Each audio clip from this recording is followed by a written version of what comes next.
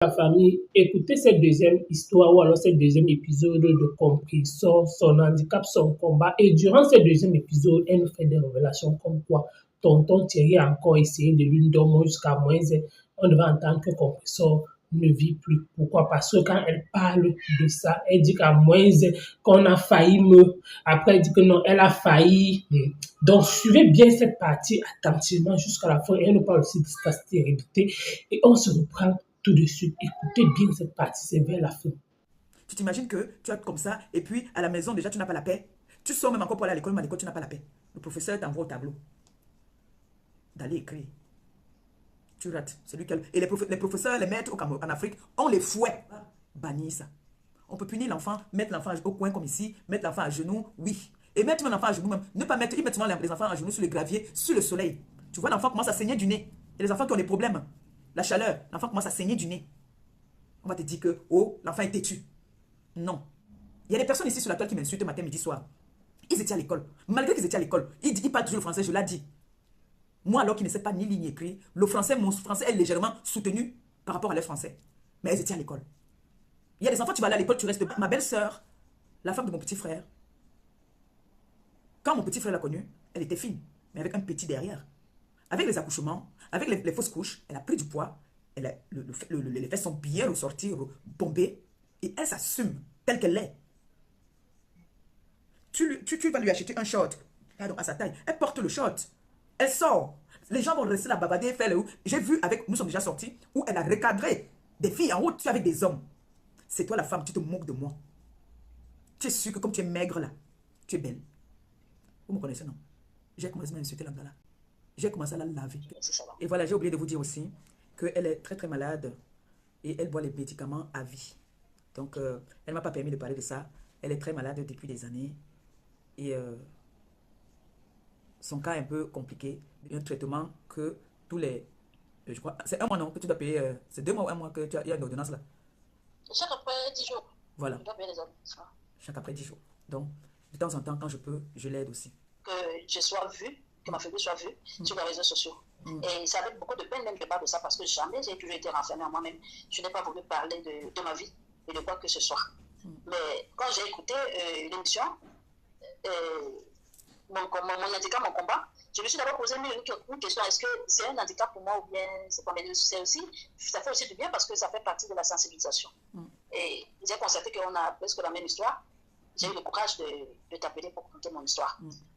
Vraiment, j'ai eu trop d'atrocités dans ma vie. Je ne pourrais même pas les citer tous ici. Dès mon jeune âge, je n'ai pas connu l'amour maternel. Je n'ai pas connu les jeux comme tout enfant qui joue. J'étais toujours renfermée à moi-même. Et s'il te plaît, je bégayais même. Je bégayais. Ting parle même. Moi, je ne parlais pas. J'avais de la peine de m'en sortir en mot. À cause de ces atrocités que j'ai subies. Et non seulement à la maison, et aussi à l'école. Et je ne comprenais pas ce qui se passait. Je ne comprenais pas. Mais c'est au fil du temps que j'ai compris. Donc, de mon jeune âge, j'étais même comme une esclave à la maison. À la maison, je me réveillais à 4 h du matin. C'est moi qui faisais tout à la maison. Je nettoyais d'abord tout avant d'aller à l'école. Et quand je pars même à l'école, le maître qui était avec moi à l'école, lui aussi, elle m'a donné des médicaments où j'étais devenue jaune. Et là, ma grand-mère m'a sauvée, elle m'a donné son lait maternel, mais malheureusement, elle était décédée. Il fallait donc qu'elle me reprenne.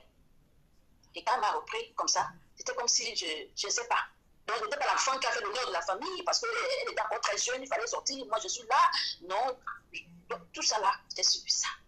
Et aujourd'hui, vous êtes comment? Quels sont les rapports que tu as avec ta maman aujourd'hui? Aujourd'hui, en cause. Ok, c'est passé? En cause, c'est passé.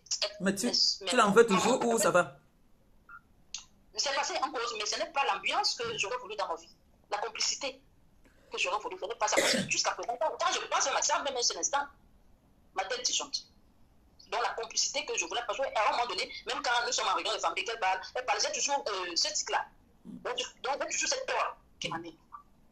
Et de ce quoi j'ai travaillé dans le social, c'est pas à cause de cela, pour aider aussi les enfants qui sont dans ces conditions, qui grandissent dans ces conditions, et les femmes. J'ai préféré travailler là dans le social pour cela. Mais sinon, elle m'a présenté des ressources, elle m'a dit c'est l'erreur de la jeunesse. Et elle a trouvé que mais les autres, c'est moi, on dit souvent que l'enfant qui est né le premier enfant est toujours ton enfant que tu dois prendre sous les ailes. Aujourd'hui, on cause, mais j'ai toujours un tic parce que quand je pense à ça, j'ai mal. Ça fait comme un flash dans ta tête. Ça fait comme un flash, effectivement. C'est ma mère, je l'aime beaucoup. Mais c'est quelque chose qu'on a vécu toute l'enfance, c'est pas facile. À 9 ans, tu connais déjà tout. Hein. Oui, à 9 ans, 12 ans. C'est chaud. 9 ans, 12 ans, tu connais déjà tout. Donc, c'est pas facile. Donc, quand j'entends quelqu'un parler de la personnage, je me sens directement concerné. Et tu as vu des spécialistes quand on te met le piment dans les yeux, ça peut te causer une désinfection, ça peut te causer beaucoup de choses. C'est ce que je disais au début de mon direct là. C'est vraiment... Je ne voyais pas bon au départ, mais avec le temps, avec les médicaments que je continue toujours à prendre, et je vois, mais il y a des moments, c'est fou. Parent qui devient parent a devenu aussi, dit que l'éducation qu'on lui avait donnée, elle donne ça aussi à son enfant. Il y a des parents comme ça, hein, qui vont avec sa dégénération. Hein, que moi, on m'a fait, je te fais aussi. Il y a des parents comme ça. Il y a des parents même qui condamnent même les enfants. Même si je suis de passage et je le vois. Je réagis énergiquement. Je dis bien énergiquement. Même s'il n'est pas mon enfant, si on me dit seulement, même si ce n'est pas son parent, qu'une grande personne le fait, je réagis énergiquement. Je prends ce problème comme si c'était le mien. Parce que j'en paye le prix aujourd'hui. J'en paye le prix aujourd'hui. Je me retrouve en tête d'appareil. Ça t'a bloqué. 20 comprimés par jour. 15 comprimés par jour. À cause de cette différence, c'est quelle? J'ai envie de dire, assumons-nous vivants. Ça ne sert à rien de dire que tes yeux... Moi, je blague ici avec vous, je vous dis que je vais aller refaire les yeux pour faire les yeux de biche. C'est une façon de rigoler. En partant te faire refaire des yeux parce que tu as un complexe qu'on t'insulte tous les jours. On caricature, on a grandi même encore. Tu dis, oh, on a trop insulté mes yeux, je m'avais refait les yeux de biche. En partant faire les yeux de biche, on te pèse l'œil là-bas. On connaît les personnes ici qu'on a insulté leur gros ventre. Ils sont partis se faire refaire le ventre, ils sont restés sur la table. Ils sont restés sur la table. On a pleuré ici à Paris. Pleurer. À cause que le complexe. Quelqu'un peut t'insulter, mais il faut d'abord que toi tu te sentes à l'aise dans ta peau. Dieu nous a créés chacun à sa façon. Dieu nous a créés chacun à sa façon. Et plus on prend de l'âge, plus nos corps se transforment. Hein? Quand on était plus jeune, on était fine, on était belle. Moi, quand j'étais jeune, quand j'avais 20 ans, 21 ans jusqu'à 30 ans, je ne pouvais pas me voir en train de partir faire une chirurgie. Parce que je sais que tu ne pouvais pas me dire que tu étais plus belle que moi. Je savais que j'étais la plus belle femme au monde. Malgré que on insultait mes yeux, on insultait mon corps. Plus tu grandis, plus tu vieillis, plus ton corps change. J'étais fine avant. J'étais fine. Hein, Clo-Clo, tu connais. Aujourd'hui, me voici. Je ne peux pas dire que je ne suis pas grosse, je ne suis pas mince. Je suis là. Si je ne fais pas attention, quand tu atteins déjà la quarantaine, ton corps se morfond, ça change. Est-ce que je vais aller parce que mon ventre a pris un peu... Non, il y a pour tous les goûts. Un jour, je suis partie donc à la fête de fin d'année. Oui. La fête de fin d'année, 30 ans, le soir, on parlait du moment. On part quand même à l'école, mais les fêtes de fin d'année, quand même, on a le droit d'aller danser. D'aller danser, bien sûr. J'ai dit à mon petit frère, ouvre-moi la porte. Moi, je savais que mon père se réveille toujours à 6 h. J'ai dit, mon père m'attendait. Maman, je toque. Il n'y avait pas de téléphone à l'époque. Mon petit frère n'a pas eu le temps de me dire que c'est papa qui est derrière la porte. Maman, je toque. Quelqu'un m'ouvre la porte. J'ai retiré mes chaussures. Donc, j'en savais la tête baissée. Mon père a allumé mon visage. Maman, je suis quitté de Bruxelles jusqu'à peut-être Paris. Ça que j'en pas. Ouais. Je courais, je criais. J'essaie de me cacher dans une maison là-bas. Mes parents m'ont cherché toute la journée. Ma pépère, quand mon père meurt, il m'a pu toucher. Le jour des fêtes, on ne peut pas jouer. Ce n'est pas comme ça, on comprend que tu as la pression. Parfois, c'est les parents même. Ils ont cette pression. Ils veulent tellement que tu réussisses qu'ils exagèrent un peu dans la façon de faire. Moi, j'ai jamais joué une classe, j'ai parti avec les examens. Mais lui, il s'est dit, ne garde pas mes enfants. Donc, comme je suis l'aîné, oui, c'est ce qu'il dit. Il avait peur que voilà, on me suive dans ça. Mais sa façon n'était pas bon. Ton père retirait le ceinturon des policiers là. Et tout ton corps, tu fais une semaine, pas te laver. Seigneur. Mon corps chaud. Oui. Bah oui, ça allait mais faire. heureusement que ma mère, elle ne l'accompagnait pas dans ça. Mon père, quand il me tapait comme ça, ma mère vient me réconforter. Et puis j'ai tout été warrior dans la tête. Ça ne m'empêchait pas de continuer mes études, d'être celle que je suis. Ouais. Mais il m'avait rendu plutôt dur qu'autre chose. Moi, mais j'ai accouché, moi je connais ça. Moi je parle avec les enfants avec les yeux. Mon premier fils était un peu dur là. À un moment donné, mon fils, tu conseilles, mais il prend la babouche, il me donne. Quand l'armoire arrive, ça finit. J'ai commencé à flipper. Pas les dessins animés, pas les tablettes. Bravo. Donc tu me parles pas. Et puis ça marche. Bravo. Parce qu'au départ, moi, bah oui. Oui, maman, au départ, j'étais dur, l'enfant m'énervait comme ça. Je me dis que la babouche, je prends la smartie, je vais devenir pour la politique. Hey, j'ai vécu ça, que je suis en train de faire. En fait, je reproduis ce que j'ai vécu. Mais c'est ce que je venais de dire avant. Arrêté. Non, mon fils, non. Il n'y a pas de violence qui tienne. Quand je le regarde, c'est pas comme ça, il se graisse. Quand ça ne va pas, je prive de tout. Et la télé, tu me parles, je réponds pas. Tu t'aimes, maman, non, moi je t'aime pas. À ce moment, non, je te boude. Et puis ils comprennent. Donc, gros, c'est pour dire que la violence est très, très nocive pour l'éducation des enfants. Nous ne recevons pas tout ça de la même façon. Je suis contre les hommes. Au début, je te préviens, regarde, comment on se met ensemble là. Sache que jamais tu vas lever la main sur moi. Le seul homme qui m'a touché, c'était mon père. Et quand j'ai fugué le jour que mon père m'a touché là, il ne m'a plus jamais touché. Tu as fugué parce qu'il t'a tapé. Et toi, au moins, tu vas me revenir. Moi, alors, je fuguais. Moi, je fuguais, je partais. Je faisais des mois dehors. Voilà. Moi, c'est moi qui faisais mon père, il peur. Tu as vu? L'enfant, c'était pas, il fait comment? Ils m'ont cherché dans tout. Moi, quand je revenais, alors, on disait que tu voulais revenir. On m'a amené là-bas, la femme là dit que la prière. Tous les 18 heures, on priait. Tous les 5 heures, prière. Donc, on avait 2 jours de prière. Deux fois la prière dans la journée. 18 heures et 5 heures. On se lève, on fait la prière. Elle nous amène dans son champ, on pas fait le chant. On s'est arrivé là-bas. Là. J'étais la seule enfant quand même qui venait d'une famille moyenne, quoi. Donc ma mère travaillait, elle travaillait à la poste à l'époque. Elle travaillait à la poste. Et puis les autres enfants, je sais pas, ils étaient complices. Hein. J'étais la seule enfant qui venait de la ville là-bas, là, de Madagascar. Ouais, non, Madagascar c'était Bastos. Donc, on m'a amené là-bas. La mère est venue me déposer comme c'était comme comme un séminaire, non, que tu pars, on va te laisser comme dans une maison de prière. Donc elle a dit qu'on me laissait ça pour une semaine. Ma mère a tourné le dos, elle m'a laissé là-bas avec une femme qu'elle ne connaît pas. Seulement, tu perds 20 kilos, tu ne peux pas travailler, tu restes à la maison. C'est-à-dire que c'est l'eau du corps qui sortait sur moi. Tout ça parce que on me traitait de stérile. Tout ça parce qu'on te traite de stérile. Tu veux prouver aux gens. Voilà les fibromes là, c'est pas le blanc qui m'a enlevé les fibromes là finalement. Ou j'ai failli rester ici. Voilà les fibromes là que finalement on a enlevé, non. J'ai comme l'impression que là tu faisais une nourriture de fibromes. Quand je dis que Dieu m'a envoyé le monsieur avec qui je suis ici. Parce que lui, les histoires que tu vas dire là que je m'en vais, il te dit, pape, tu as mal quelque part. Lui-même, il a appelé le médecin. Franchement, quand quelque chose est bien, il faut dire que c'est bien. Je n'avais pas de médecin traitant quand je suis arrivé, mais c'est lui qui m'a appris beaucoup de choses. Donc même si aujourd'hui il dit qu'il ne m'épouse pas, il m'a appris beaucoup de choses. C'est quelqu'un qui est intégré. Je ne peux pas venir lui dire qu'on a dit qu'il y a quelqu'un là-bas qu'il peut faire, qu'il prie. Jamais. Il va te dire d'aller à l'hôpital. Il va te dire d'aller à l'hôpital. Il y a des personnes qui ont laissé leur vie parce qu'on leur mettait tellement la pression de faire des enfants. Ou parce qu'on les insulte, qui n'ont pas d'enfants. Ils se retrouvent en train de faire des choses qu'il ne fallait pas. Parce que tu vas t'asseoir, on va dire que va accoucher aussi pour toi. Tu vas accoucher toi dans ta vie, va accoucher.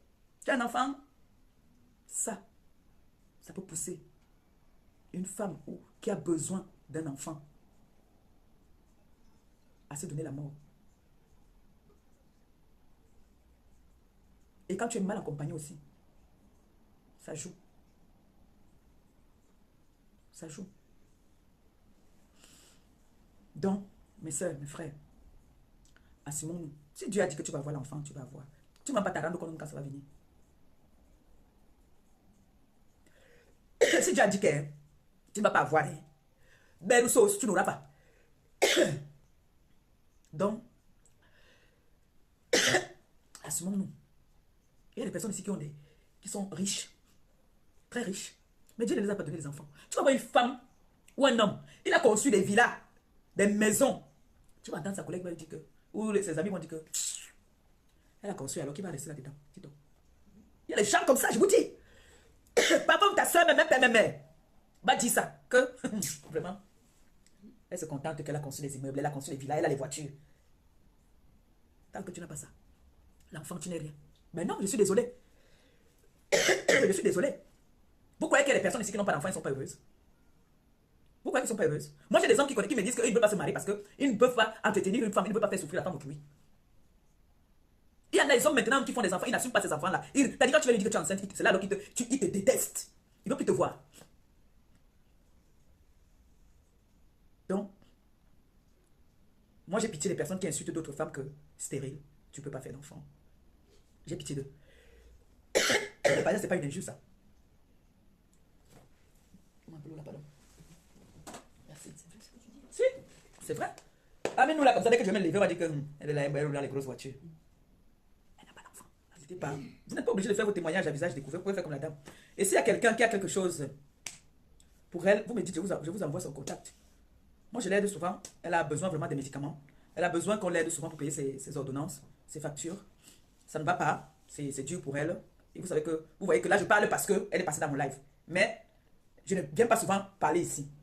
Elle a les moments que ça ne va pas. Elle demande de l'aide pour ses ordonnances. Je gère souvent du peu que je peux. Est-ce que je viens donc me vanter ici pour dire que voilà, j'ai payé? Non. Mais elle a besoin d'aide. Elle a besoin d'aide. Elle est même très forte. Quand je l'appelle souvent en vidéo, je vois le ton des médicaments qu'elle boit le matin et le soir. Tu as pitié. Elle dit que l'estomac... Les médicaments, elle a au moins 20 médicaments qu'elle boit par jour. Maman, tu vas parler de ton histoire. Tu vas voir que ton voisin qui est à côté, là, son histoire est encore plus pire que pour toi.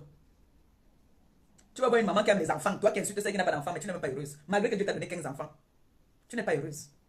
Malgré que tu as tout ça, tu n'es pas heureuse. Si. Toi qui n'as pas d'enfants, alors tu es plus heureuse même que celle qui a des enfants. Oui. C'est comme ça. Et comme on dit toujours que les 5 doigts ne sont pas pareils. Quand une femme accouche ses enfants, parmi les enfants là, tu vas entendre qu'il y a une qui a 7 enfants, l'autre a 20, l'autre a même pas. C'est comme ça. Il ne faut pas forcer. Tu essayes de chercher. Si ça ne vient pas, ne te prends pas la tête. Parce que en voulant te chercher, moi voici ici, là, dernièrement, on a failli me tuer. J'ai failli mourir ici à l'hôpital. J'ai failli mourir. J'ai failli mourir. Je vous dis que je n'ai pas fait la messe d'action de grâce parce que je voulais me faire voir. Non. Je sortais de loin. De très loin. Eh oui. Un jour, je vais vous parler de ça encore. Mais c'est derrière nous maintenant. Sauf que bon, jusqu'à maintenant, quand je vais rire, je vais faire des trucs physiques là, souvent j'ai mal. Mais c'est déjà derrière nous. Maintenant, c'est ça. Donc, papa, j'ai vécu des choses. Vendredi prochain, je vais vous raconter. Vous allez rire jusqu'à. Là, je suis parti avec mon fils. On est parti mettre la croix là-bas. J'ai seulement entendu. Aïe! Vendredi prochain. Aujourd'hui, c'est bon. Il est à 20 il va donner à manger à l'enfant. La femme, vous avez écouté comme moi, compris son handicap, son combat. Ce qui m'a intéressé durant cette vidéo, c'est la partie de la fin. Compressor dit quelque chose et son contraire. Pourquoi? Parce qu'elle se rend compte que quand elle parle, elle regarde, elle fait ça signifie qu'il y a quelqu'un à la fin qui lui demande de stopper le direct. Et c'est par rapport à ça que Compressor est obligé d'arrêter le direct. Elle dit comme quoi on a failli. Elle dit que non, elle a failli mourir ici comme les blagues. Qui a failli arracher sa vie? Et comment la personne, parce que je ne comprends pas, elle dit carrément que on a failli l'arracher la vie. Après ce contredit encore, elle dit qu'elle a failli passer là comme les blagues. Mais elle n'a pas fait une messe d'action de hasard. Et elle dit encore que là où c'est là, la personne là ne peut plus essayer. Parce que le tout, si c'est maintenant elle qui va le dormir. C'est pour dire quoi? Ça signifie qu'à l'hôpital, il y a certaines choses que tonton Thierry ne peut plus lever la main sur Compressor.